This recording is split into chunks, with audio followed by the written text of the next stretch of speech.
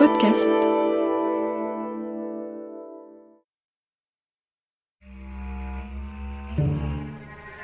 Affaire Guy Georges, épisode 8. Après le verdict.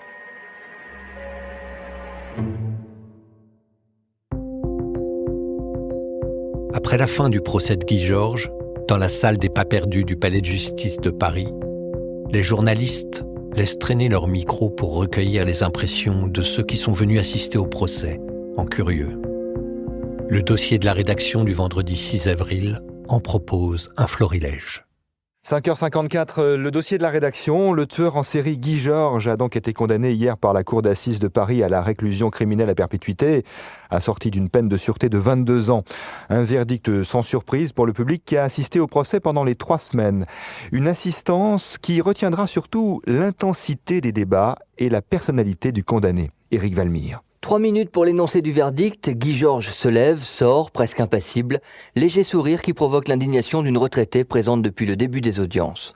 Il n'a aucune réaction, je pense qu'il n'y a plus rien à faire. Mais s'il sort à 60 ans, il recommencera.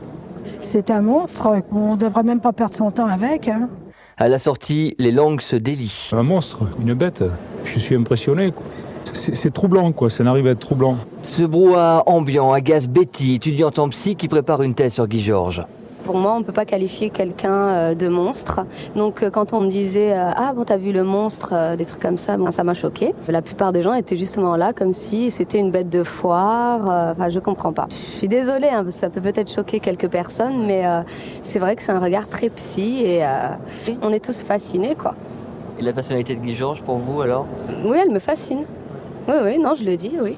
Sinon, je ne ferais pas une thèse qui dure donc 4 ans sur un sujet pareil. Ces pulsions meurtrières, la violence du tueur attisent aussi les états de démence. Une femme se proclame fille du roi d'Espagne, violée par Guy Georges. Elle est emmenée par les forces de l'ordre. Il m'a déjà plusieurs fois violée, ton Guy Georges a failli m'assassiner une cinquantaine de fois. Une dessinatrice, désolée par ce spectacle, secoue la tête et replonge dans ses croquis de Guy Georges, dessinés pour elle. Finalement, moi, ce que j'ai vu, c'est... On avait beaucoup de déférence envers Guy Georges. C'est assez curieux quand on voit à quel personnage on a affaire. Parce qu'en fait, il a une personnalité double. Pendant 3 semaines, vous avez dessiné Guy Georges, les avocats, des dessins personnels. Pour vous, qu'allez-vous en faire ? Je me demande si je vais pas publier peut-être un album de dessins, mais aussi avec des textes, avec mon ressenti personnel. Ça a été...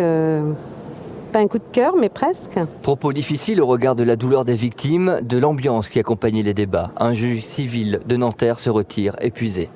J'ai trouvé l'atmosphère pesante. La différence avec un film, c'est que là, c'est pas du cinéma. Et on avait vraiment l'impression que c'était la réalité, et c'était la réalité, malheureusement. Et vraiment, on part avec...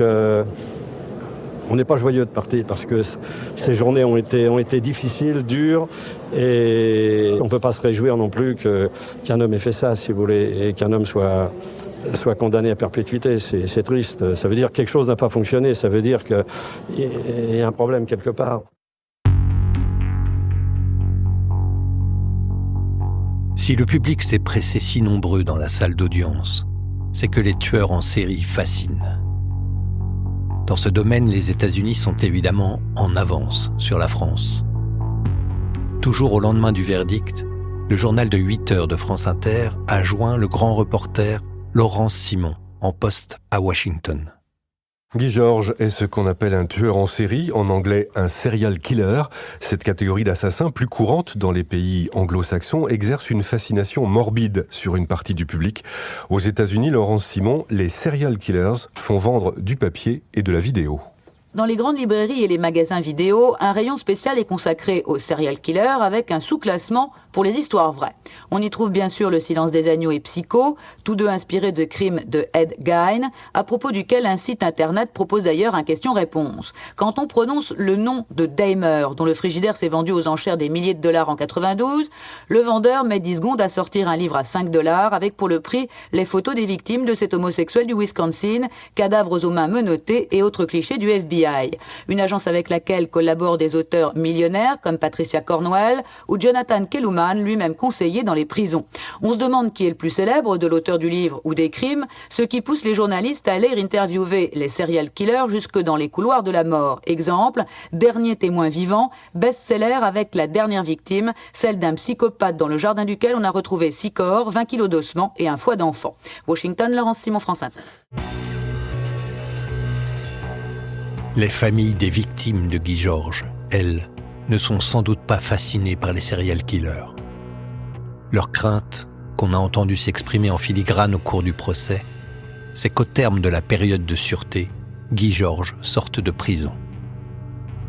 Pour rassurer l'opinion, le journal de Gérard Courchel fait un peu de pédagogie et explique ce que signifie la période de sûreté et ce qu'est une maison centrale. Guy Georges a été reconnu coupable des 7 assassinats et des 7 viols dont il était accusé. Le jury de la cour d'assises de Paris lui a également imputé une tentative d'assassinat, un autre viol et une agression. En conséquence, il l'a condamné à la réclusion à perpétuité, assortie d'une période de sûreté de 22 ans. Guy Georges a déjà fait 3 ans de détention préventive. La période de sûreté s'achèvera donc lorsqu'il aura 57 ans. Cela ne signifie pas qu'il sera remis en liberté dans 19 ans, en 2020.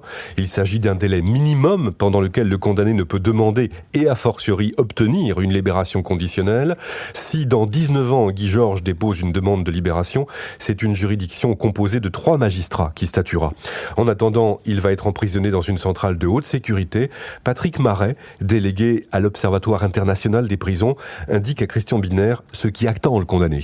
Le tout sécuritaire, c'est dans 4-5 centrales en France, un régime essentiellement axé sur la surveillance, sur la sécurité, sur l'ordre interne de l'établissement, à défaut de toute autre perspective qui pourrait tourner autour de l'enseignement, de la formation, du travail, enfin bref, tout ce qui peut concourir, ou les liens avec l'extérieur, tout ce qui peut concourir en fait à la réinsertion.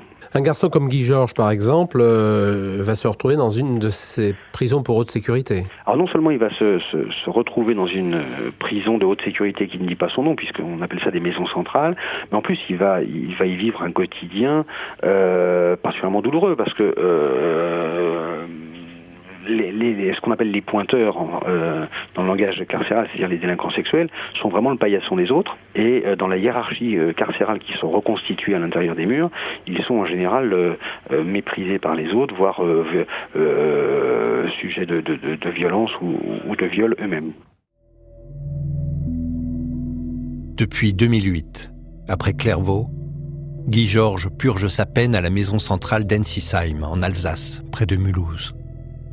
Une prison de haute sécurité où les détenus sont moins nombreux et mieux encadrés que dans les maisons d'arrêt. Comme les autres détenus de cette centrale, Guy Georges est seul dans sa cellule, de 9 mètres carrés environ. Il a eu pour voisins les plus grands criminels sexuels et pédocriminels de France, tous regroupés dans cette centrale. Francis Holm, Michel Fourniret, Émile Louis, Nordal Lelandais. Conformément à ce qu'il avait annoncé au dernier jour de son procès, Guy Georges, aujourd'hui sexagénaire, n'a pas fait de demande de libération conditionnelle.